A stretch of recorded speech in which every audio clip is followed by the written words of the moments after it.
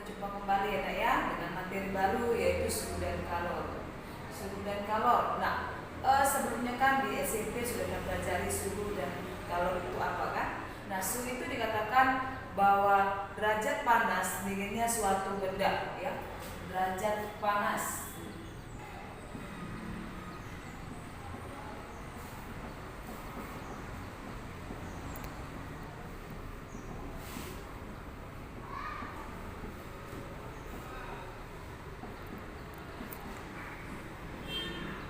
Derajat panas dinginnya suatu benda, di mana kita ketahui juga bahwa suhu itu ada dalam skala termometer Reaumur, ada dalam skala termometer Celcius, ada dalam skala termometer Fahrenheit, dan ada dalam skala Kelvin.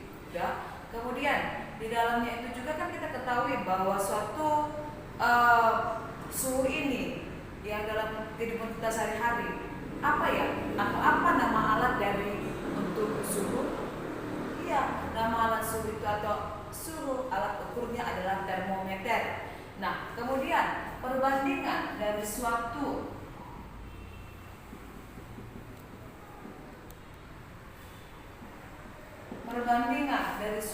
skala termometer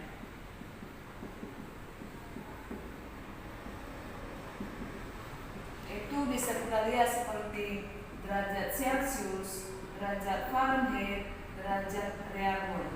Celcius, Fahrenheit, Reaumur menunjukkan skala dengan 5:9:4 ya. Jadi jangan pernah lupa Ibu sarankan selalu ingat untuk perbandingan dari si skala Celcius, Fahrenheit, dan Reaumur. Nah, kemudian ini untuk secara umumnya, kemudian Ibu masuk ke kalor ya. Nah, kalor. Kalau dikatakan kalor berarti panas.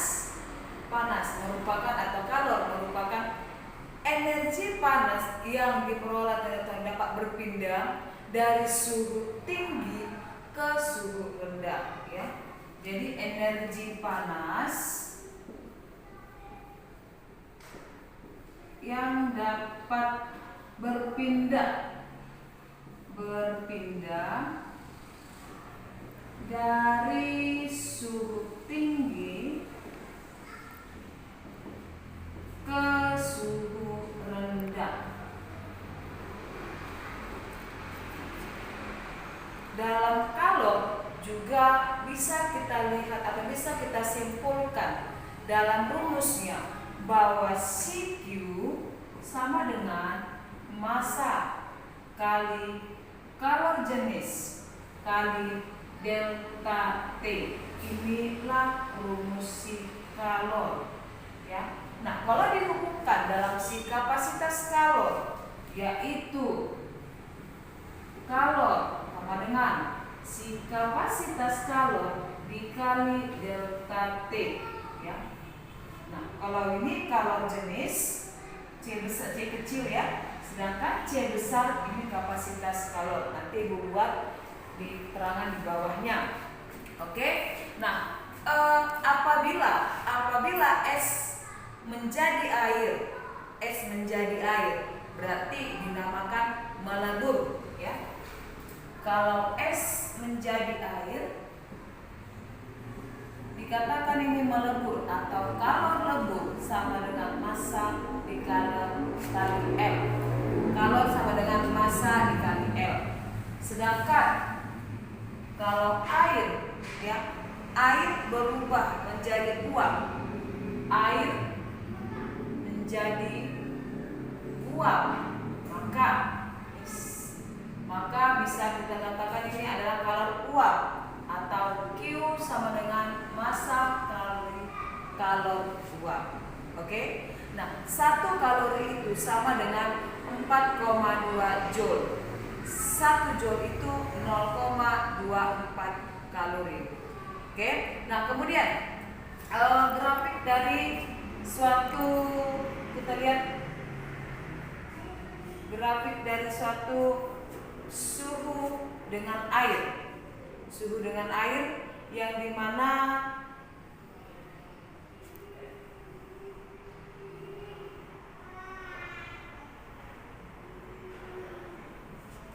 dia. Ini grafik antara suhu dengan air.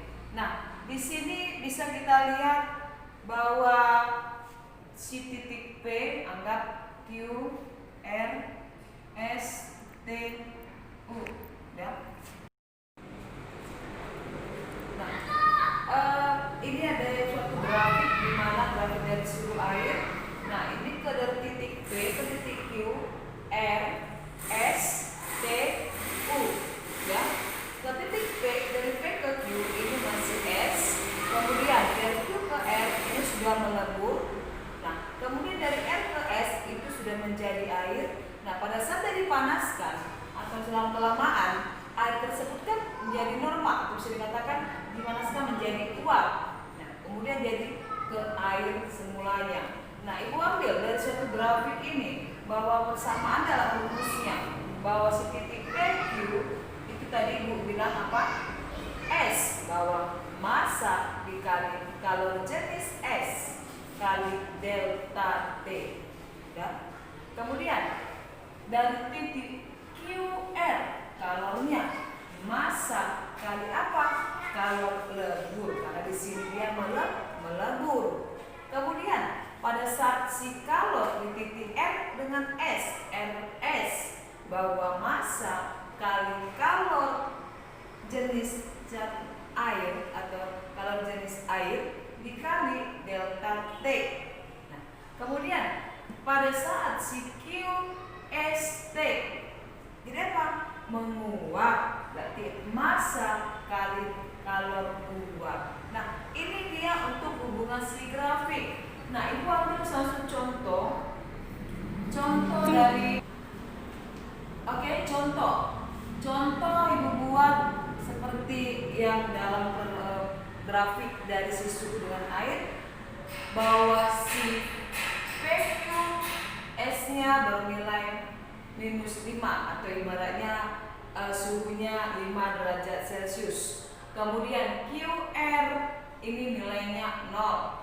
Kemudian dari si RS dia bernilai 10.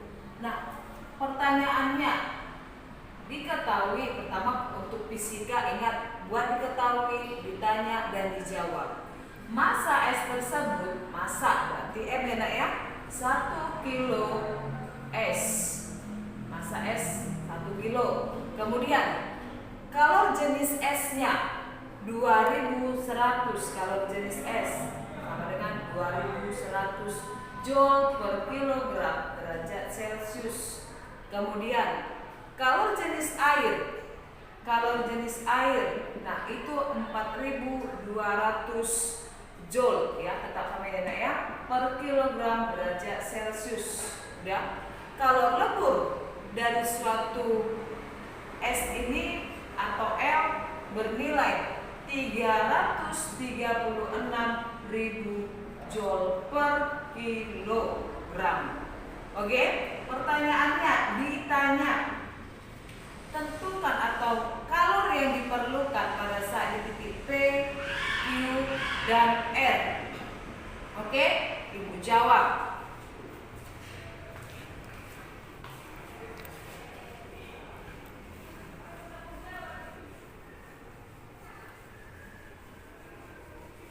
Oke, satu-satu. Coba lihat di situ. Kalau dikatakan titik PQ, berarti jadi apa nak? Berarti jadi masih dia S. Berarti kalor sama dengan kalor PQ sama dengan massa CS kali kalor CS kali delta T sama dengan, ya. Kemudian massanya tadi kan 1. Kalor jenis S-nya berapa? 2100.